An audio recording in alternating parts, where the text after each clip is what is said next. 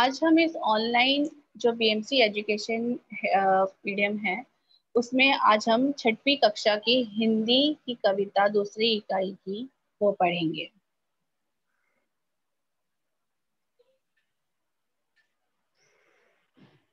अब मैं आप लोगों से इस कविता की प्रस्तावना के लिए कुछ प्रश्न पूछूंगी जिसका आंसर आप मुझे अपना रेज हैंड करके दे सकते हैं। अच्छा बच्चों, आप ये बताइए कि आपको ये जो पीपीटी की जो स्लाइड शो हो रही है उसके चित्र दिखाई दे रहे हैं? यस। ओके, वेरी गुड बच्चा। अभी आप मुझे ये बता सकते हैं कि इस चित्र में आपको पहले चित्र में क्या दिखाई दे रहा है? बताइए कि पहले चित्र में आप सभी को क्या दिखाई दे रहा है? पहले चित्र में दिखाई दे रहा है कि पानी भर गया है, उसकी वजह से गाड़ी डूब रहा है। Okay, very good. लेकिन मैं आप लोगों से ये रिक्वेस्ट करती हूँ कि आप एक एक करके अपने मेरे प्रश्नों का उत्तर दीजिए, ठीक है? आप दोनों ने एकदम सही कहा कि पहले जो चित्र जो पीपीटी में दिखाई दे रहा है उसमें पानी भर गया है और वो पानी भरने की वजह से गाड़ी जो है वो कार डूब रही है। अच्छा, आप सभी में से कोई मुझे ये बता सकता है कि उस दूसरे चित्र में क्या दिखाई दे रहा है? Yes, I am telling. Yes बेटा, प्लीज टेल। तूफान आने की वजह से घर टूट गए हैं। Very good. तूफान आने की वजह से घर टूट गए हैं जिसे हम लोग भूकंप भी कहते हैं, ठीक है?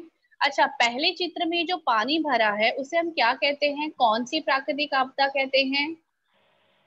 बाढ़। बाढ़। ठीक है, तो इन दो चित्रों में हमें पहले चित्र में बाढ़ के बारे में दिखाई दे रहा है और दूसरे चित्र में जो है भूकंप के बारे में दिखाई दे रहा है, ठीक है? चलो अब हम अगली स्लाइड देखते हैं। अच्छा, अभी आप सभी मुझे ये बता सकते हैं कि ऊपर जो चित्र दिखाई दे रहा है जहाँ पे बहुत धुआं धुआं जैसा है, उस चित्र में क्या आप समझ पा रहे हैं? ये चित्र आपको क्या दर्शा रहा है?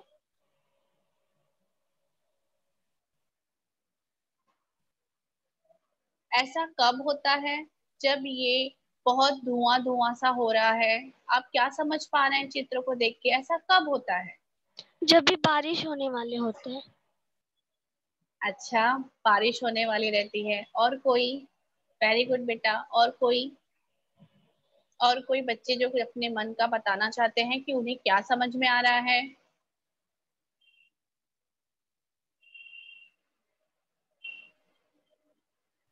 अच्छा, आपने इसके बारे यह लावा है।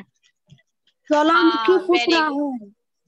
हाँ, वेरी गुड, आप दोनों ज्वालामुखी को वेरी गुड। फूट रहा है। हाँ, करेक्ट। इसमें ये दिखा रहा है कि कुछ तो ज्वालामुखी फूट रहा है जिसकी वजह से पूरा धुआं धुआं हुआ है, ठीक है? अच्छा, अभी जो आखिरी जो चित्र है इसमें आप लोग मुझे बता सकते हैं कि आप क्या समझ पा रहे हैं?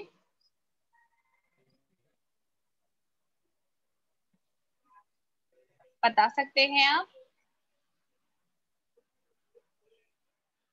कुछ लहरें दिखाई दे रही हैं आपको? तूफान आने वाला है।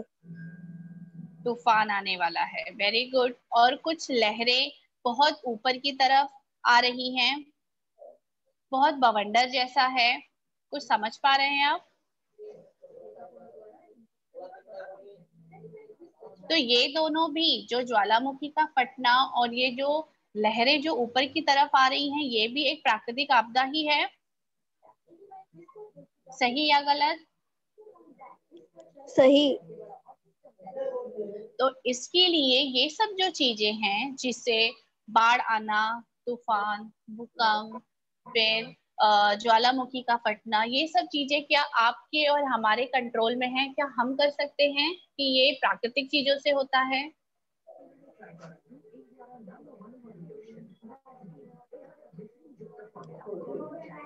क्या हम और आप कर सकते हैं ये चीजें?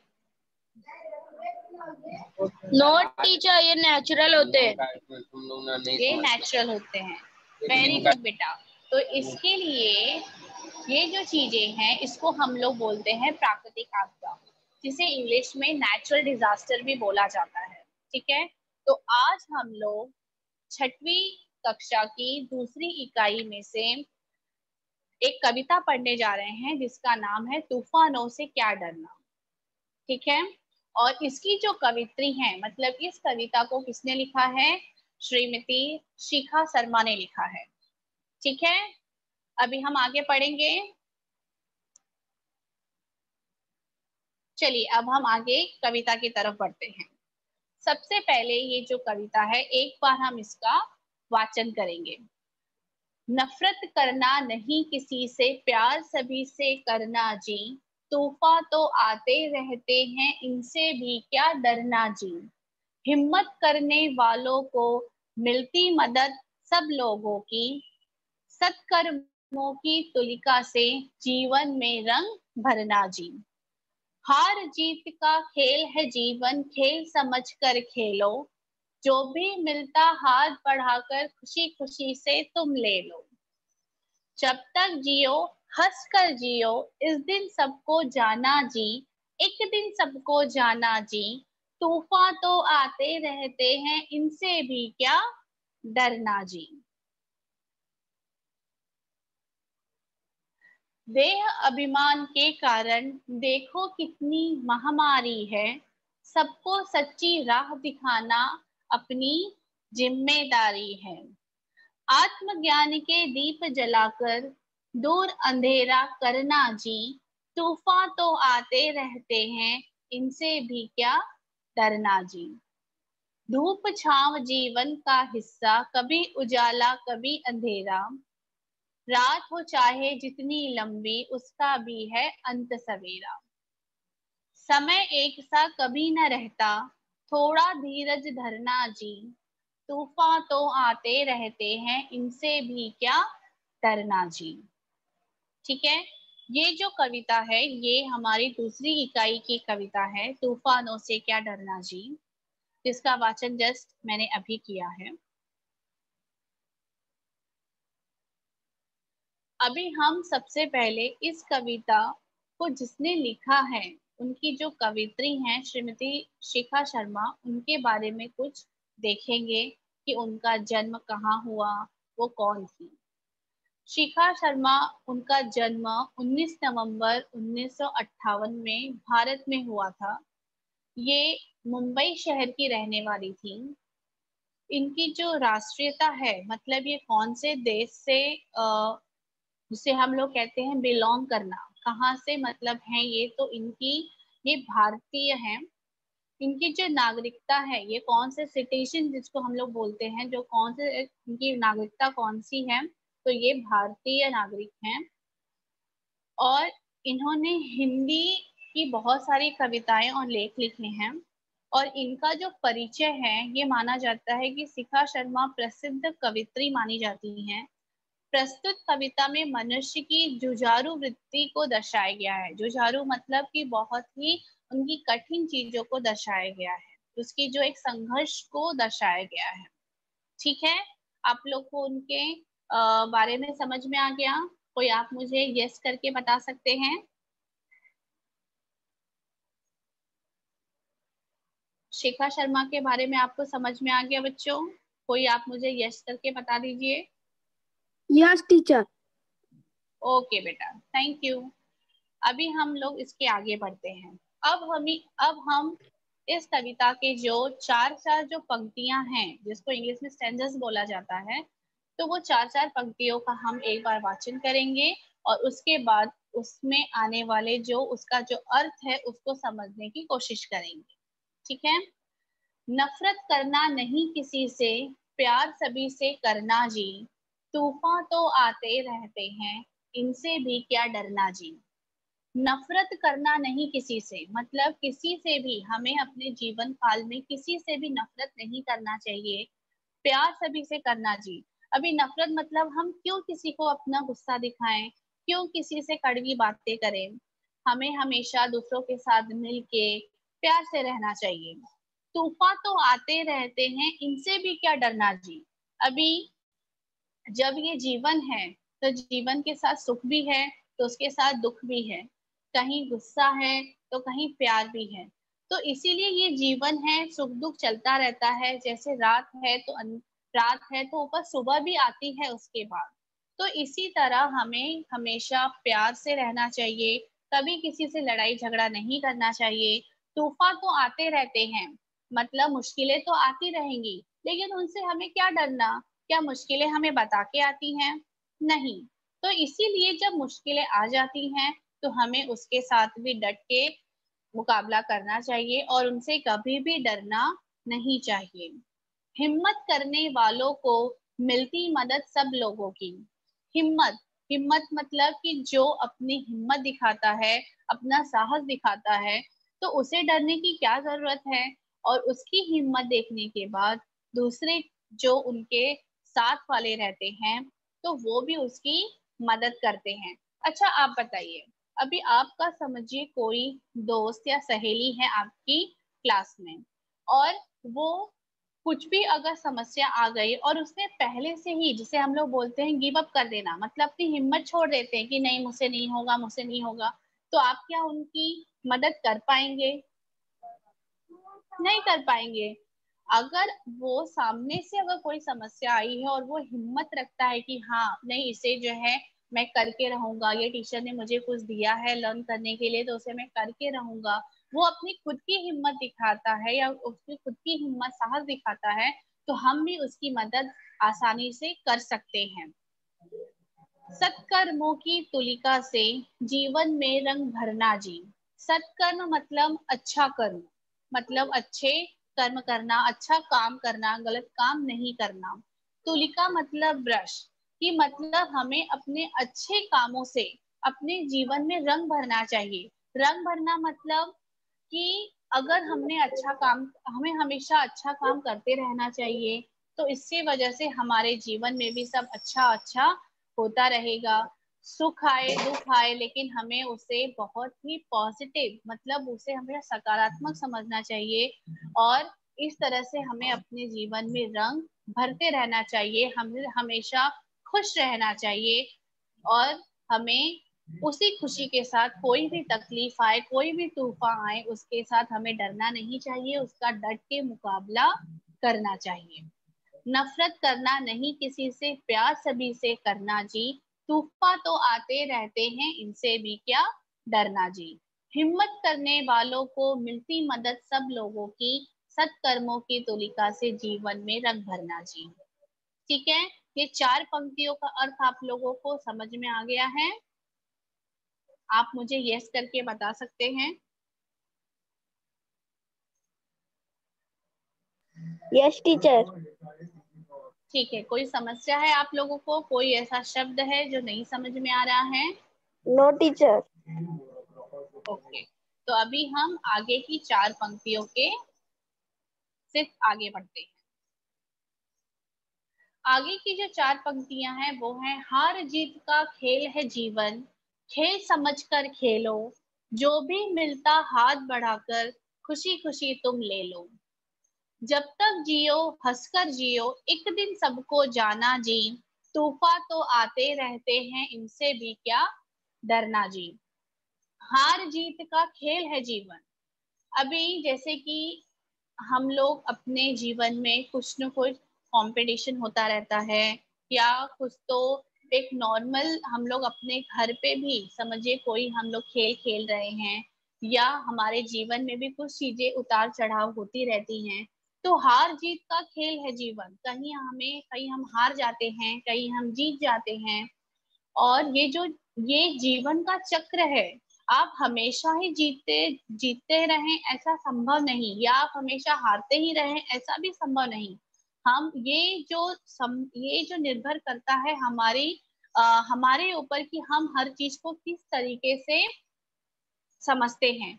अगर हम कोई खेल खेल रहे हैं तो उसे हमें खेल की समझ में ही लेना चाहिए, ये नहीं कि नहीं मुझे हमेशा जीतना ही चाहिए, ऐसा नहीं है। तो हार जीत का खेल है जीवन, खेल समझ कर खेलो। उसे सिर्फ क्या समझना चाहिए कि ये एक तरह का खेल है, ये एक तरह का गेम है जो ये चल रहा है। जो भी मिलता हाथ बढ़ाकर खुशी से तुम ले लो। चाहे हमें हमारे हिस्से में हार आए चाहे हमारे हिस्से में जीत आए, हाथ बढ़ाकर मतलब उसे आसानी से आप उसको ले लीजिए, मतलब जिसे हम कहते हैं एक्सेप्ट कर लीजिए, खुशी खुशी से तुम ले लो। मतलब ऐसा नहीं है कि आप हार गए तो आप एकदम परेशान हो गए, डिप्रेस हो गए, तो ऐसा नहीं, आप उसे खुशी खुशी से ले लीजिए। जब तक जियो हंसकर जियो, एक दिन सबको जाना जी। अभी आपको भी पता है, जिस आज हम ये ऑनलाइन क्लास क्यों ले रहे हैं, क्योंकि ये जो कोरोना काल की वजह से, ये जो महामारी फैली है उसके वजह से हम स्कूल नहीं आ सकते, आप सभी स्कूल नहीं आ सकते, इसीलिए हमें क्या करना है, ऑनलाइन क्लास लेना है। तो ये भी एक सॉल्यूशन है। तो हर एक चीज का कुछ न कुछ तो एक सॉल्यूशन होता है, एक उसका उपाय होता है। तो उसी तरीके से जो जब तक जियो, हमें हर एक चीज में, ये कोरोना का मैंने आप लोग को उदाहरण क्यों दिया, ताकि कैसा भी समय आए हमें उसे हंसकर जीना चाहिए, हंसे हंसकर मान लेना चाहिए कि हाँ ऐसा भी हो सकता है। अगर आप परेशान होंगे तो आपकी समस्याएं और बढ़ेंगी, फिर आपको समझ में नहीं आएगा कि मुझे क्या करना चाहिए और क्या नहीं करना चाहिए। इसीलिए कहा गया है कि जब तक जियो हंसकर जियो, एक दिन सबको जाना जी। ये तो सबको पता ही है कि हमें एक ना एक दिन तो जाना ही है, लेकिन इसमें सबसे अच्छी बात ये है कि किस आदमी को या किस इंसान को कब जाना है वो तो हमें पता नहीं है। तो इसके लिए हमें हंसकर हर दिन जीना चाहिए। ये तो हमें पता है कि एक दिन तो हमारा नंबर लगने ही वाला है, लेकिन हम उस नंबर का क्यों इंतजार करें। उससे अच्छा ये है कि हमारे हर एक जीवन का, हमारे जीवन के हर एक दिन का, हम उसे बहुत अच्छे तरीके से उसको जिए, हंस कर जिए और खुशियां बांटें। तूफान तो आते रहते हैं, इनसे भी क्या डरना जी। मतलब हमारे जीवन है तो तूफान तो आते रहेंगे, समस्याएं आती रहेंगी, प्रॉब्लम्स आते रहेंगे, बट हमें उनसे डरना नहीं चाहिए। ठीक है।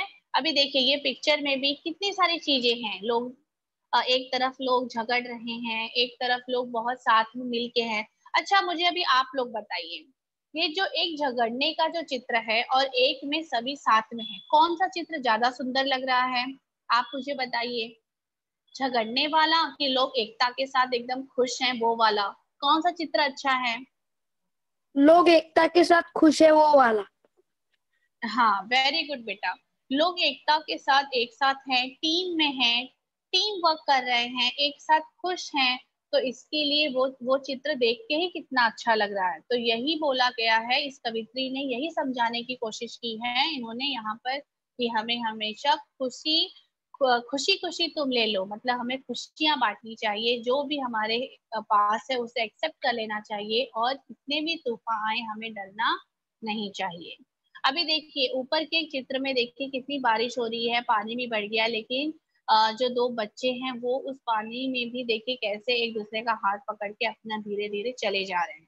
तो मतलब अपने कोई भी समस्या आए हमें रुकना नहीं चाहिए। ठीक है। तो आप लोग को ये चार जो पंक्तियां थी इसका अर्थ समझ में आ गया है कि वापस से एक बार हम इसको समझेंगे? आप लोग को समझ में आ गया है तो मुझे यस करके बता दीजिए। Yes teacher. ओके बेटा, वेरी गुड। तो अभी हम आगे बढ़ते हैं। देह अभिमान के कारण देखो कितनी महामारी है, सबको सच्ची राह दिखाना अपनी जिम्मेदारी है। आत्मज्ञान के दीप जलाकर दूर अंधेरा करना जी, तूफान तो आते रहते हैं इनसे भी क्या डरना जी।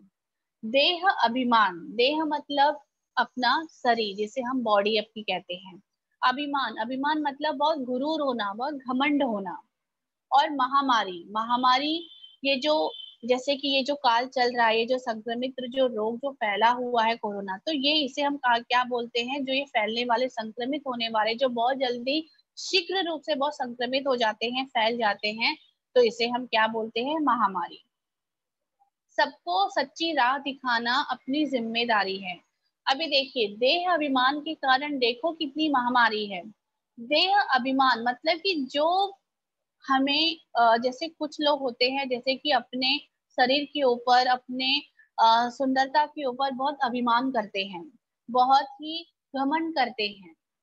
और देखो कितनी महामारी है अभी ऐसे। जो ये जो कोरोना काल, ये बहुत अच्छा उदाहरण है इस लाइन के लिए, इस पंक्ति के लिए, कि अभी इस महामारी ने, अभी आप लोग मुझे बताइए, ये महामारी ने ऐसा सोचा कि नहीं ये तो बहुत ही सुंदर है तो मैं इसके पास नहीं जाऊंगा, ऐसा सोचा? ये तो बहुत पैसे वाला है तो मैं इसको नहीं लगूंगा, इसके पास मैं नहीं जाऊंगा, क्या इसने ऐसा सोचा? इसने क्या सुंदर कुरूप के बारे में सोचा? मतलब पैसे वाले और गरीब वालों के बारे में सोचा? आप लोग मुझे बताइए, क्या इस महामारी ने कोई भी अंतर किया? No miss. वेरी गुड बेटा। मतलब इस महामारी ने कोई भी अंतर नहीं किया। जिसको रोग लगना था वो चाहे अमीर हो चाहे गरीब हो, चाहे उसका शरीर कितना भी सुंदर रहा हो, चाहे वो कितने में देखने में अजीब दिखता हो, लेकिन इस महामारी ने कोई भी अंतर नहीं देखा। देह अभिमान के कारण देखो कितनी महामारी है। मतलब हमें कभी भी अपने ऊपर घमंड नहीं करना चाहिए। सबको सच्ची राह दिखाना अपनी जिम्मेदारी है। हमारी जो जिम्मेदारी क्या है, हमारी क्या रिस्पॉन्सिबिलिटी है, सबको सच्ची राह दिखाना। राह मतलब रास्ता दिखाना, सबको सच्ची राह दिखाना। कि मतलब जिस अगर किसी ने जैसे कि हमें, ये हमारी जिम्मेदारी है कि हमें दूसरों को राह दिखाना चाहिए, सच्ची राह दिखाना चाहिए, उसको सच बात बतानी चाहिए। ऐसा नहीं कि आप किसी को भ्रमित कर रहे हैं, किसी को तकलीफ दे रहे हैं, तो ये हमारी जिम्मेदारी नहीं है। हमारी जिम्मेदारी क्या है, हमें सबको सच्ची राह दिखानी चाहिए। आत्मज्ञान के दीप जलाकर दूर अंधेरा करना जी। आत्मज्ञान, आत्मज्ञान मतलब क्या होता है? ज्ञान, स्वयं का ज्ञान, मतलब आत्म मतलब खुद का, ज्ञान मतलब जो हम लोग एक दूसरे को जो नॉलेज देते लेते हैं, वो आत्मज्ञान मतलब स्वयं का ज्ञान के दीप जलाकर। मतलब यहाँ पे अपना, हमें जितना भी नॉलेज है वो हमें दूसरों की उसको बताना चाहिए, दूसरों से बांटना चाहिए। दूर अंधेरा करना जी, हम जितना इस ज्ञान का प्रकाश फैलाएंगे उतना ही अंधेरा दूर भागेगा। तूफान तो आते रहते हैं, इनसे भी क्या डरना जी। लास्ट में उन्होंने, कवित्री जी ने समझाया है कि चाहे इस चीजों के कारण कितनी भी हमारे जीवन में तकलीफें आए, लेकिन तूफान आए, लेकिन हमें डरना नहीं चाहिए। ठीक है, अभी देखिए ये जो नीचे जो चित्र दिखाए गए हैं उसमें देखिए एक जो आदमी है वो बाकियों को पढ़ा रहे हैं, तो मतलब वो क्या कर रहे हैं, वो भी दूसरों की मदद कर रहे हैं। कि वो ये समझ रहे हैं कि हाँ ये मेरी जिम्मेदारी है दूसरों को राह दिखाना, दूसरों को समझाना, दूसरों को बता के देना। ठीक है,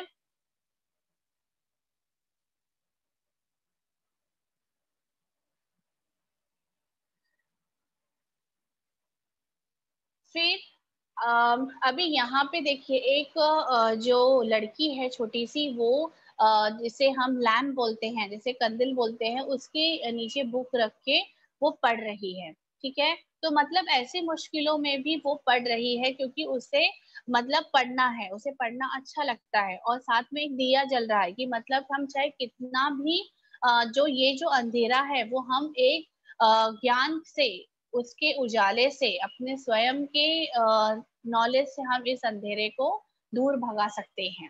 ठीक है, तो ये इस तरीके से यहाँ पे समझाया हुआ है कि हमें कभी भी अपने ऊपर घमंड नहीं करना चाहिए। हमें हमेशा सच्ची राह दूसरों को दिखानी चाहिए। ये हमारी एक तरफ से जिम्मेदारी है। और हमारे जो, अगर हमें किसी चीज का ज्ञान है तो हमारे आत्मज्ञान को, खुद के ज्ञान को, स्वयं के ज्ञान को दूसरों से बांटना चाहिए, ताकि दूसरों के जीवन का जो अंधेरा है वो दूर हो सके। और हमारे जीवन में चाहे कितनी भी तकलीफें आए, प्रॉब्लम्स आए, लेकिन हमें उसे डरना नहीं चाहिए, उसे हमें डटकर सामना करना चाहिए। ठीक है, ये बच्चों आप लोग को ये वाली चार पंक्तियां समझ, चार लाइनों की जो पंक्तियां हैं ये समझ में आ गई? कुछ तकलीफ है, कुछ ऐसी चीज है जो आप लोग को नहीं समझ में आ रही है, तो आप मुझे बोल सकते हैं अनम्यूट करके। ओ टीचर सब समझ में आई। ओके बेटा, थैंक यू। अभी हम आगे बढ़ते हैं। धूप छांव जीवन का हिस्सा, कभी उजाला कभी अंधेरा, रात हो चाहे जितनी लंबी उसका भी है अंत सवेरा। समय एक सा कभी न रहता, थोड़ा धीरज धरना जी, तूफान तो आते रहते हैं, इनसे भी क्या डरना जी। धूप छांव जीवन का हिस्सा। अभी देखिए, धूप छांव, अभी दोपहर को धूप होती है तो शाम होते होते या थोड़े टाइम के बाद, धूप के बाद छांव भी तो आती है। कभी उजाला है तो कभी अंधेरा है। जैसे मैंने अभी आपको कुछ समय पहले कहा था कि कितना भी, कितनी बड़ी रात हो लेकिन सुबह तो होना ही है। कोई रोक सकता है क्या सुबह होने से? आप बताइए, कोई रोक लेगा क्या सुबह होने से? कोई सूरज को रोक सकता है क्या? No teacher. नहीं रोक सकता। तो उसी तरीके से धूप छांव जीवन का हिस्सा, कभी उजाला कभी अंधेरा। चाहे हमारे जीवन में कितनी भी तकलीफ आए, चाहे समझिए बड़ी से बड़ी कोई समस्या आ जाए, लेकिन क्या वो समस्या का समाधान नहीं निकलेगा क्या? उसका भी तो कुछ ना कुछ तो उपाय निकलेगा ही। आज जब हमारे, अगर आज हमारे जीवन में आज समस्या आ रही है, वो पहले दिन बहुत ही बड़ी लगती है, जैसे हमें लगता है कि इसका कोई भी समाधान नहीं है।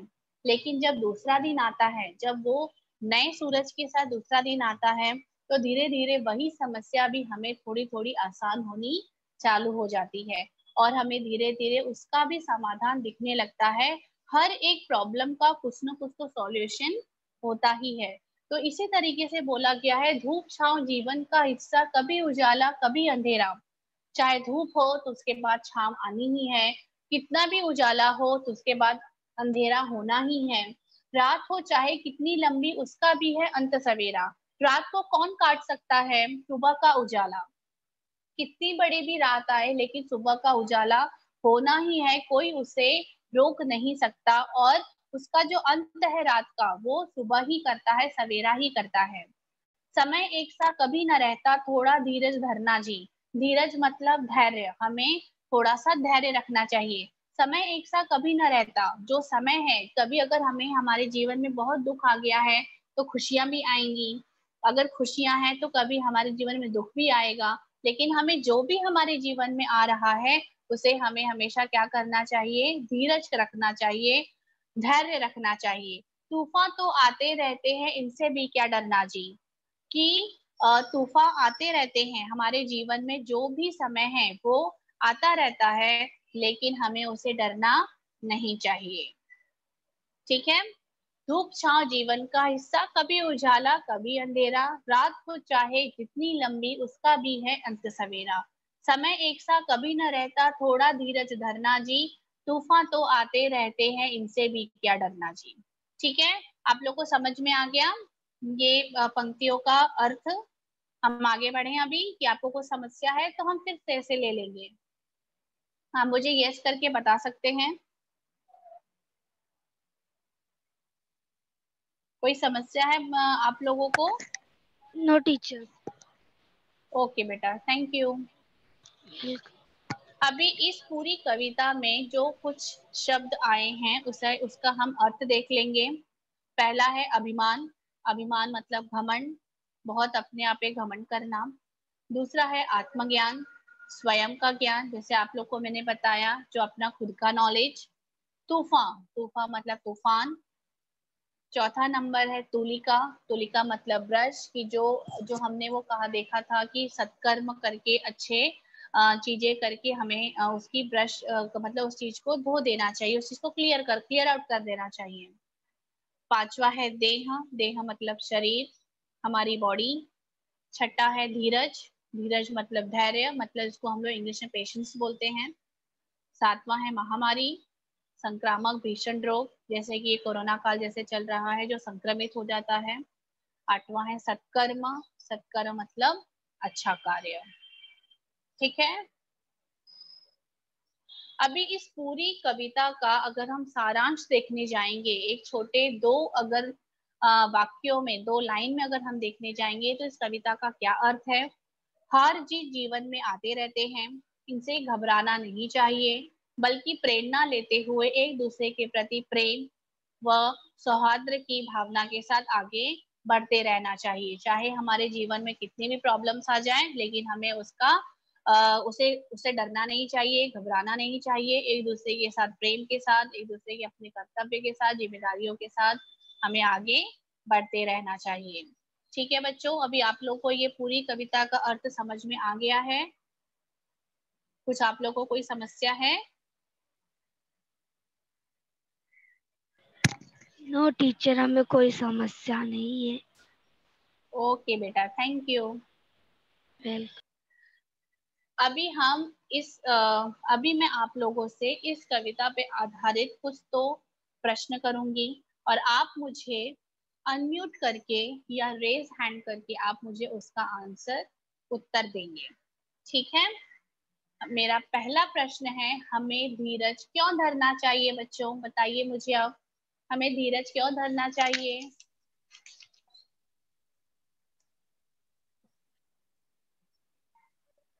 बताइए, मतलब हमें धीरज क्यों हमारे जीवन में खुशियाँ आती रहती है, इसलिए हमको धीरज धरना चाहिए। वेरी गुड बेटा, कि हाँ हमारे जीवन में खुशी आती रहती हैं। इसका कहने का मतलब ये है कि ये हमारे जीवन में जो समय है सदा एक सा नहीं रहता है, इसीलिए हमें धीरज धरना चाहिए। वेरी गुड बेटा, कीप इट अप। दूसरा जो मेरा प्रश्न है, हम अंधेरा किस तरह दूर करेंगे? हम किस तरीके से अंधेरा दूर कर सकते हैं बच्चों?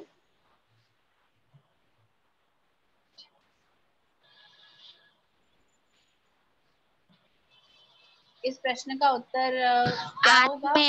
आत्मज्ञान के दीप जलाकर दूर अंधेरा करेंगे। वेरी गुड बेटा, आत्मज्ञान का दीप जलाकर हम अंधेरा दूर करेंगे। Very good. अगला प्रश्न है, सबकी मदद कैसे लोगों को मिलती है? किन लोगों को उनकी मदद मिलती है? मैंने आप लोग को बताया था, जो सच्ची राह दिखाते हैं। हाँ बेटा, गुड। जो सच्ची राह दिखाते हैं या जो हिम्मत से काम लेता है, जो हमेशा हिम्मत रखता है, साहसी होता है, उन लोगों को मदद मिलती है। ठीक है, वेरी गुड। अगला प्रश्न है, हमें हंसकर क्यों जीना चाहिए?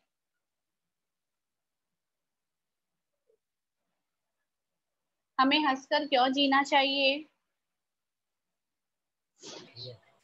हमें हंसकर इसलिए जीना चाहिए हाँ कि बेटा, हमारे जीवन में खुशियाँ ही है, इसलिए हमें हंसकर जीना चाहिए। हमें आगे के बारे में नहीं सोचना चाहिए। Very good. हमें इसलिए हंसकर जीना चाहिए क्योंकि एक दिन तो हमें संसार छोड़ के तो जाना ही है, तो हम अभी से क्यों परेशान होए? Very good. अभी हम कुछ फिल इन द ब्लैंक्स देखेंगे, मतलब रिक्त स्थानों की पूर्ति करो, जिसमें यहाँ पे हेल्प बॉक्स आपको दिया गया है, मतलब यहाँ पे जो उत्तर होने की संभावना है वो दिया हुआ है। बस आप लोगों को उसमें से उचित उत्तर ढूंढ करके क्वेश्चन में रखना है। ठीक है? पहला है, सत्कर्मों की डैश से जीवन में रंग भरना जी। क्या आएगा? सत्कर्मों की डैश से जीवन में रंग भरना जी।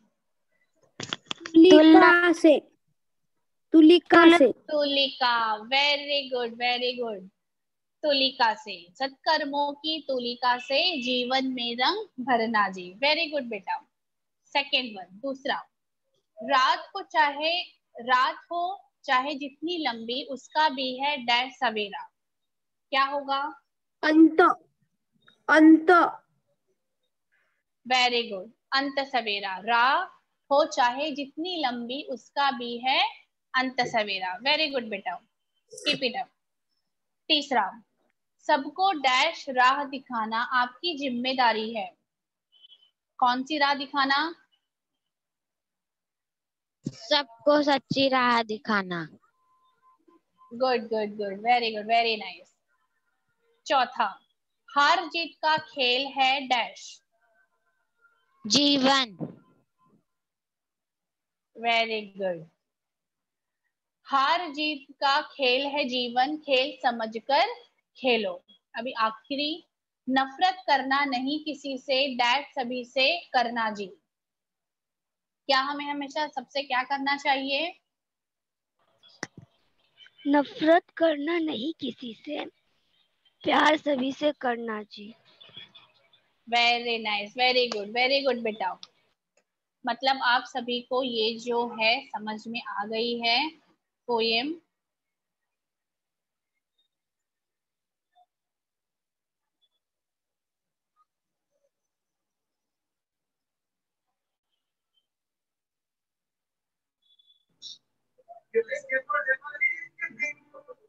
टीचर क्वेश्चन आंसर भेजोगे ना? हाँ बेटा, तो अभी मैं आप लोग को क्वेश्चन आंसर भेज दूंगी। आप लोग को ये कविता में अभी और कुछ समस्या है क्या? आप लोग को पूरा समझ में आ गया है? यस, हमें पूरा समझ में आ गया है। Very good. और अभी आप लोग का होमवर्क ये है कि आप लोगों को ये जो कविता है एक बार आपके नोटबुक में लिखनी है और साथ में इस कविता को याद करने की कोशिश करनी है। ठीक है? ओके। अभी आप लोग मुझे थम्स अप करके अपना आंसर देंगे। किसी को अनम्यूट नहीं करना है, just show me your thumbs up.